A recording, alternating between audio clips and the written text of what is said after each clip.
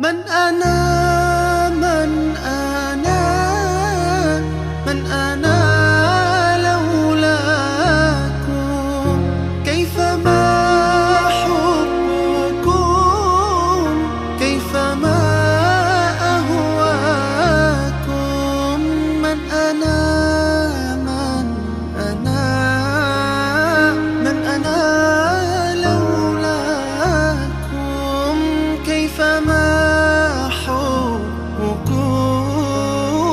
كيفما أهواكم.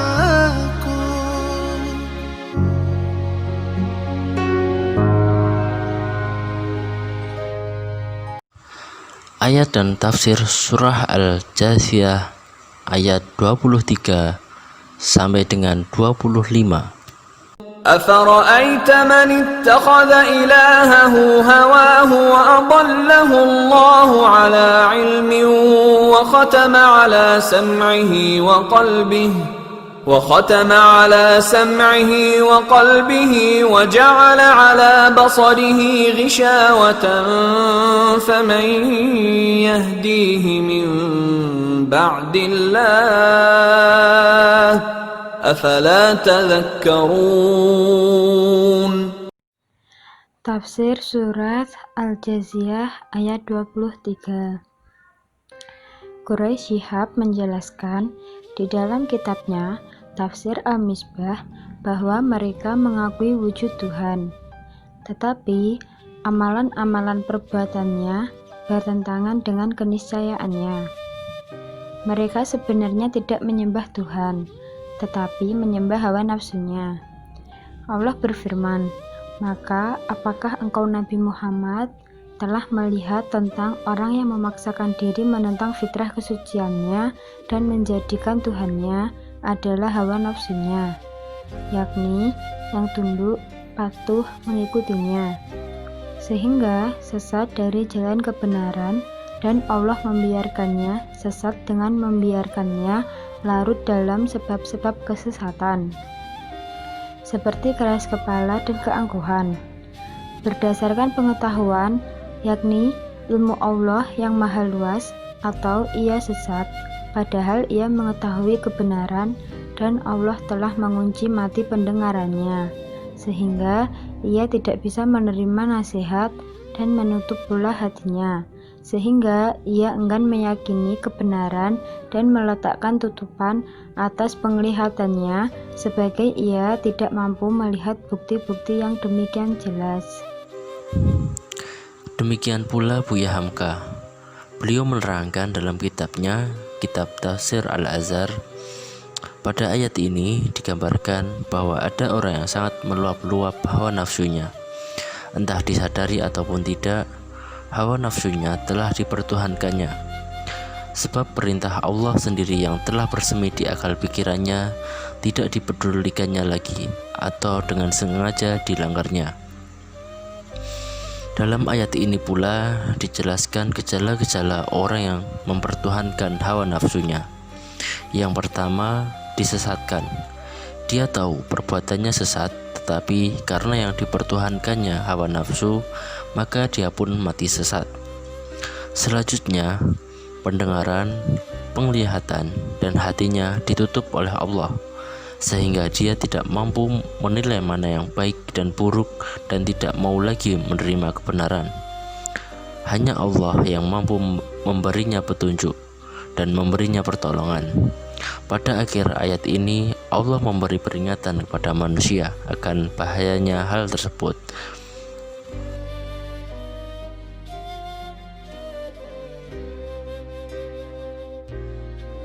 وقالوا ما هي إلا حياتنا الدنيا نموت ونحيا وما يهلكنا إلا الدهر وما لهم بذلك من علم إن هم إلا يظنون.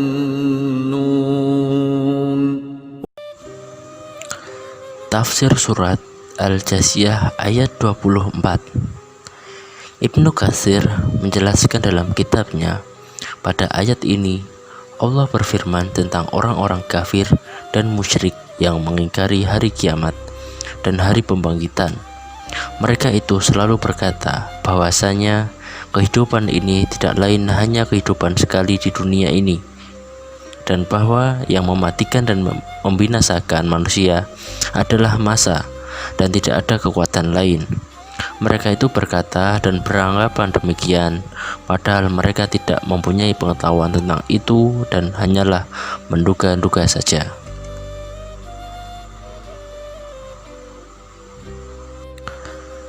Dalam kitab Tafsir Al-Azhar karya Buya Hamka dijelaskan, mereka tidak percaya bahwa di belakang hidup yang sekarang akan ada hidup lagi. Kata mereka, mulanya kita laksana mati, sebab belum ada, setelah itu mati. Apa sebab mati? Sebab masanya sudah datang buat mati. Masanya sudah datang bahwa darah kita yang dalam tubuh kita tidak mengalir lagi menjalani tubuh. Habis gerak badan, sebab itulah matilah kita. Habis perkara, yang ada adalah masa, tidak ada Tuhan. Pengetahuan adalah benda yang nyata ini saja. Terhadap ada apa-apa yang ada di balik benda, tidak ada pengakuan mereka sedikit pun, atau mereka tidak tahu. Lantaran itu, dalam soal-soal hakikat hidup dan hakikat mati, mereka hanya menyangka-menyangka. Sangka-sangka itulah yang mereka katakan pengetahuan. وَإِذَا تُتْلَى عَلَيْهِمْ آيَاتُنَا بَيِّنَاتٍ مَا كَانَ حُجَّتَهُمْ إِلَّا أَنْ قَالُوا ائْتُوا بِآبَائِنَا إِنْ كُنْتُمْ صَادِقِينَ. Tafsir Surat Al-Jathiyah ayat 25. Dalam kitab Tafsir Al-Quranul Majid An-Nur karya Tengku Muhammad Habsyi Asy-Shiddiq dijelaskan bahwa apabila kepada orang-orang musyrik dibacakan ayat-ayat Al-Quran yang menunjukkan bahwa hari bangkit itu benar, bahwa Allah akan mengembalikan makhluk pada hari kiamat, mereka tidak memperoleh hujah kecuali mengatakan, jika benar apa yang kamu katakan itu, maka bangkitkanlah ayah-ayah kami yang telah mati dari kubur mereka, supaya kami percaya bahwa apa yang kamu katakan itu benar. Yang kemudian dijawab oleh Allah pada ayat selanjutnya yang bermakna, katakanlah wahai Muhammad kepada orang-orang musyrik, Allah menghidupkan kamu di dunia selama Dia menghendaki, kemudian mematikan kamu, kemudian Dia mengumpulkan kamu pada hari kiamat untuk diberi pembalasan. Dalam Ibnu Katsir dijelaskan bahwa mereka itu berkata dan beranggapan demikian, padahal mereka tidak mempunyai pengetahuan tentang itu dan hanyalah menduga-duga saja. Apabila dibacakan ayat-ayat Allah yang nyata yang menerangkan adanya hari kebangkitan dan adanya hari kiamat, mereka tidak mempunyai alasan dan hujah untuk menolak kebenaran itu selain kata-kata mereka. Cobalah datangkan kembali nenek moyang kita yang sudah lama mati. Kalau benar-benar kamu tidak berdusta tentang adanya hari pembangkitan dan hari kiamat.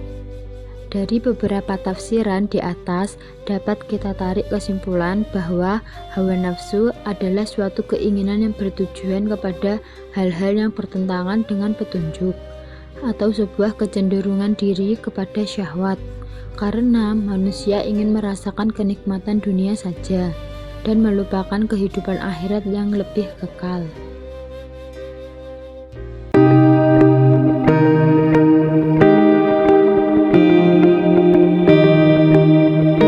Analisa psikologi 6. Menurut teori Freud, dinamika kepribadian ditentukan oleh cara energi psikis didistribusi dan dipakai oleh ketiga struktur kepribadian, yaitu id, ego, dan superego.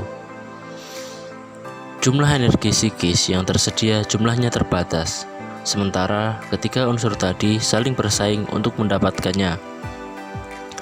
Kalau salah satu dari unsur tersebut menjadi kuat, maka dua unsur yang lainnya menjadi lemah. Di sini orang yang mementingkan hawa nafsunya sehingga sampai menjadikan hawa nafsu sebagai Tuhannya, maka ia lebih menonjolkan struktur kepribadian id yang dimilikinya secara berlebih. Manusia jika sudah lupa Tuhannya, ia akan mengikuti kemauan hawa nafsunya. Ia akan berbuat apa saja demi memuaskan hawa nafsunya itu.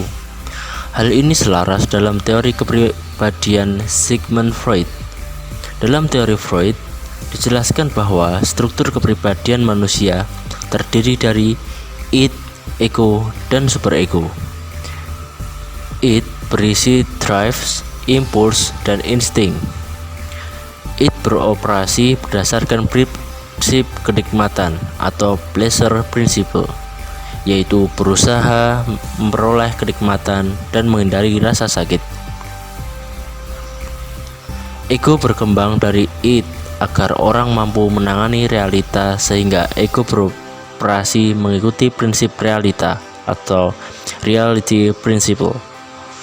Usaha memperoleh kepuasan yang dituntut id dengan mencegah terjadinya tegangan baru atau menunda kenikmatan sampai ditemukan objek yang nyata-nyata dapat memuaskan kebutuhan.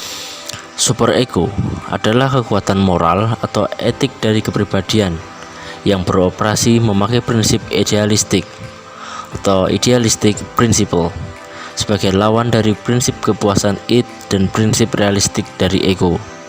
Jadi, jika seorang hanya menuruti hawa nafsunya, sama saja dengan dia menuruti id-nya. Dalam hal ini, hawa nafsu kedudukannya sama dengan id. Akal dalam bahasa psikologi disebut ego. Ego membantu manusia menemukan logika pikir perilaku dalam menemukan jawaban atas permasalahan yang dihadapi manusia. Unsur perilaku yang lain berupa nafsu id yang memiliki unsur eros dan Thanatos. Eros adalah unsur batin manusia yang berkecenderungan untuk membangun atau menjaga, melindungi kehidupan manusia dan alam semesta.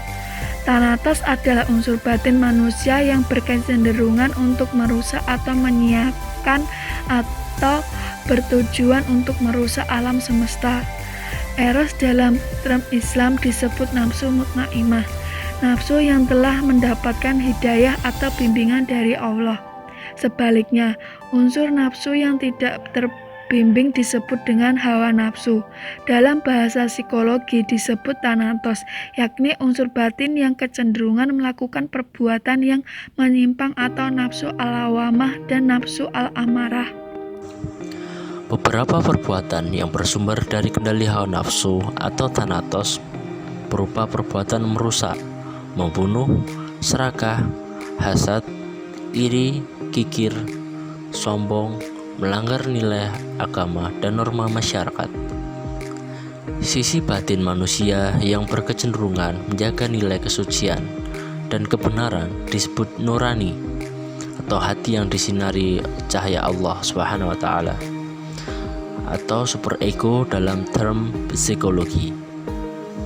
Nurani ini menjadi jendela hati manusia untuk mengawal manusia memiliki nilai-nilai ketuhanan berupa cinta kasih, kebijaksanaan, keadilan, kesetiaan, kejujuran, keikhlasan, kebersamaan, optimisme, kemuliaan, dan kepedulian.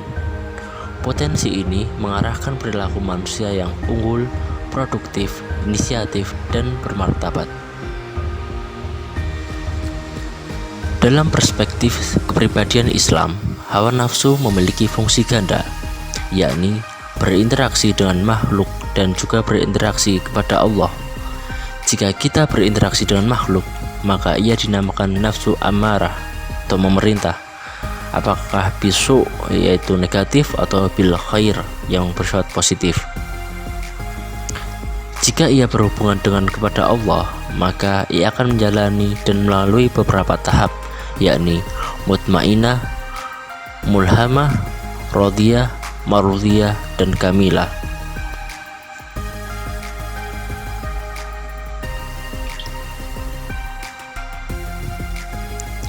Kepribadian amarah adalah kepribadian yang mencerminkan jiwa yang selalu mendorong pemiliknya berbuat keburukan.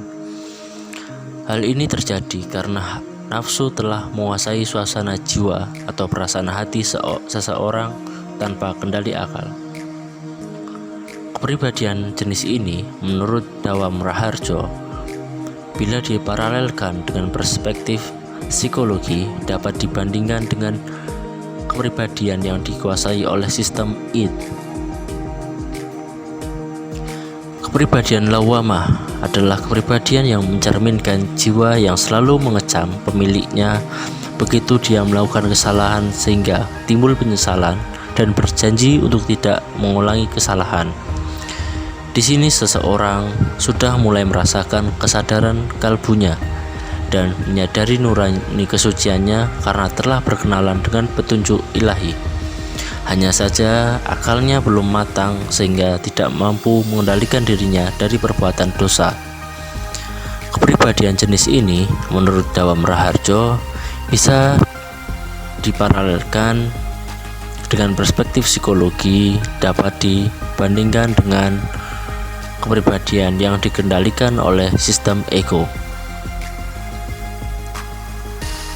Kepribadian mutmainah adalah kepribadian yang mencerminkan jiwa yang tenang karena selalu mengingat Allah dan jauh dari segala pelanggaran dan dosa. Kepribadian jenis ini menurut Dawam Raharjo, bila diparalelkan dengan perspektif psikologi, dapat dibandingkan dengan kepribadian yang dibimbing oleh sistem super ego.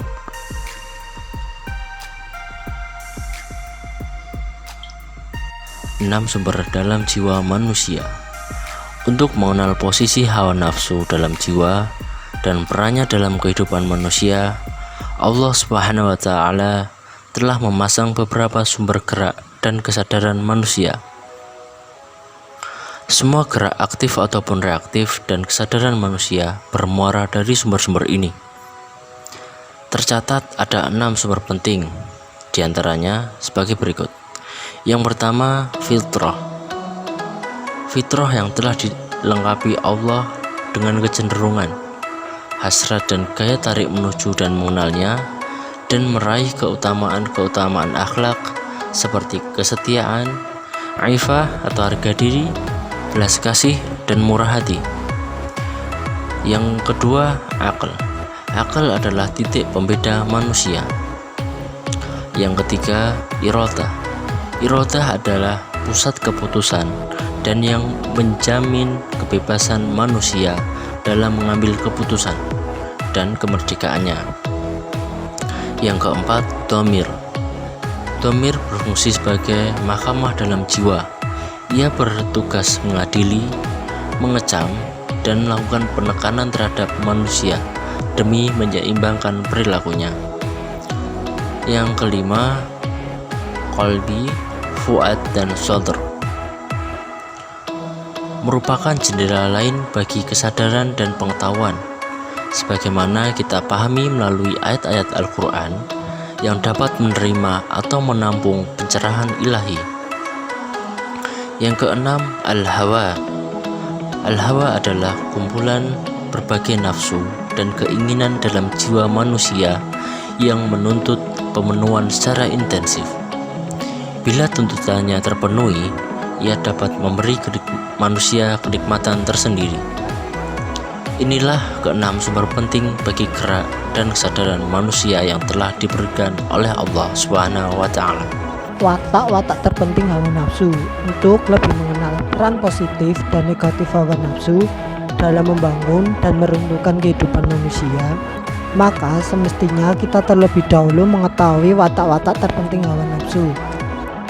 Yang pertama, watak ekspansif hawa nafsu. Yang paling menonjol dari ciri hawa nafsu ialah tuntutan hawa nafsu yang sifatnya cenderung ekspansif atau meluas. Hawa nafsu manusia memiliki derajat pemuasan yang berbeda-beda, yang pada gilirannya memiliki tuntutan yang berbeda-beda pula.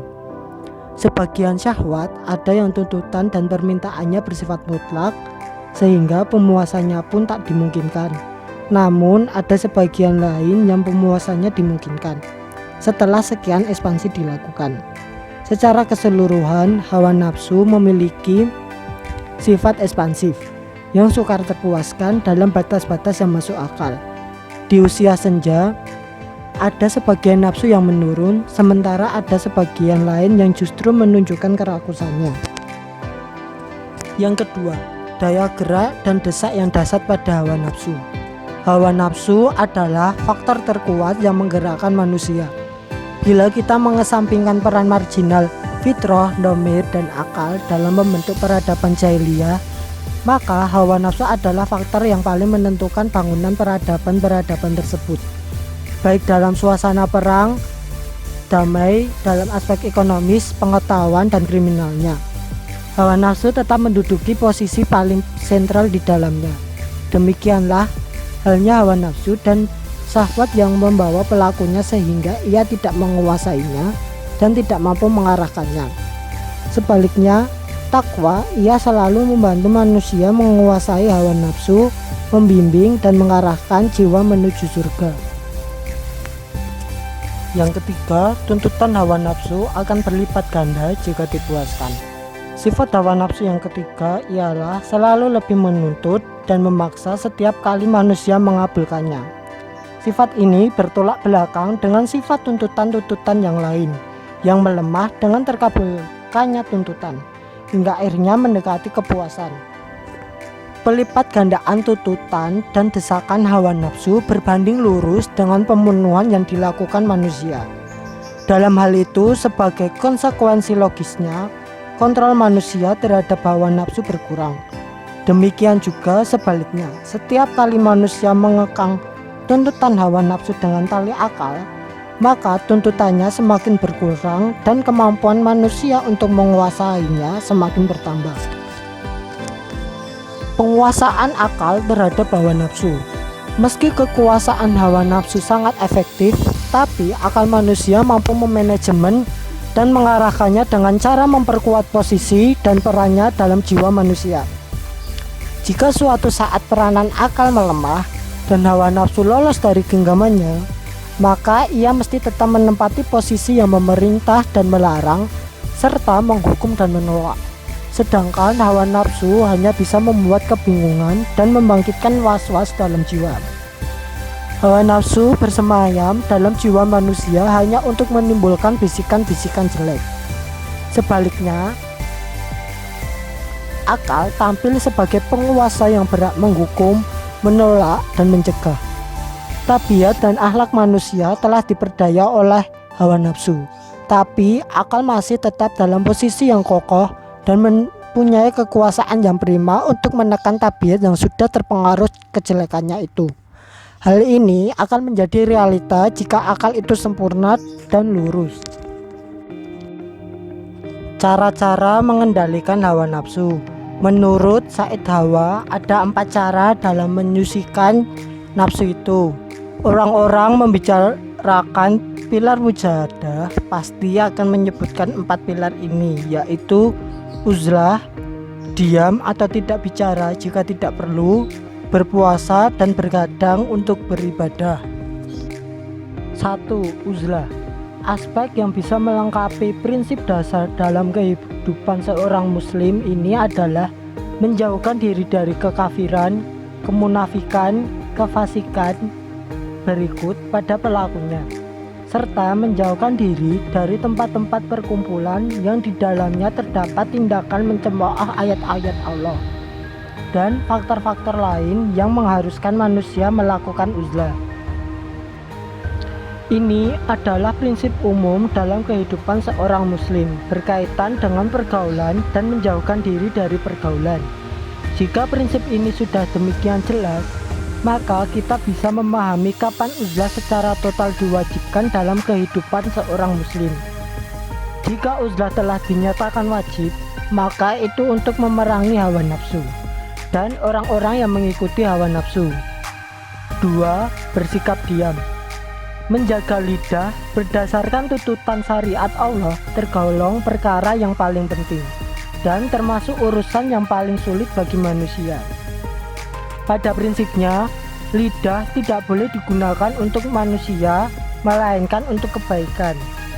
Ia harus menjaga lidah dari segala ucapan buruk, bahkan dari segala ucapan yang tidak ada faedahnya. Sikap manusia yang membiasakan diri berdiam adalah langkah pembuka bagi kebiasaan menakar kata sebelum ia ucapkan. Ini merupakan hikmah kedua dari hikmah berpegang teguh kepada sikap diam sebagai pilar dalam memerangi hawa nafsu. Dan tidak diragukan lagi bahwa lidah adalah salah satu dari jendela kesalahan yang paling vital dan paling lebar. Apabila manusia telah berhasil mengontrol lidahnya, berarti ia telah berhasil melewati babak besar dalam pendidikan jiwa dan penyuciannya. 3. Menahan lapar atau puasa. Lapar bisa menjadi obat bagi sebagian kondisi jiwa. Maka dengan demikian kita telah membuat sebuah fondasi yang mendasari pemikiran untuk berpegang teguh kepada lapar, yang menjadi pilar ketiga dari pilar-pilar memerangi hawa nafsu pada salah satu tahapan kehidupan dan tahapan perjalanan menuju Allah Subhanahu wa Ta'ala. Sudah semestinya orang yang berakal memerangi keinginan nafsu dengan berlapar. Dari semua penjelasan tadi, kita telah dapat memahami kajian tentang lapar, yang menjadi salah satu pilar dari pilar-pilar memerangi hawa nafsu. Dan kita jangan lupa bahwa puasa menjadi bagian dari memerangi hawa nafsu adalah yang tertinggi di antara semua. 4. Beribadah di malam hari. Waktu malam dalam Islam memiliki kedudukan khusus. Bangunnya seseorang manusia untuk beribadah pada waktu malam adalah kegiatan yang sangat berat baginya. Dengan ia melakukannya, ia memperoleh pahala. Ibadah di malam hari memiliki dampak kejernihan jiwa yang tidak dimiliki ibadah lain. Perlu digarisbawahi bahwa keempat pilar yang telah dijelaskan tadi masing-masing saling berkaitan. Barangkali dari uraian tentang pilar-pilar memerangi hawa nafsu, kita bisa memahami mengapa empat hal ini dijadikan pilar dalam memerangi hawa nafsu. Seseorang muslim jika telah mampu mengontrol ucapannya, makanannya, tidurnya, serta pergaulannya, niscaya ia akan memperoleh seluruh pintu-pintu kebaikan dan secara otomatis ia bisa mengontrol hal lain di luarnya.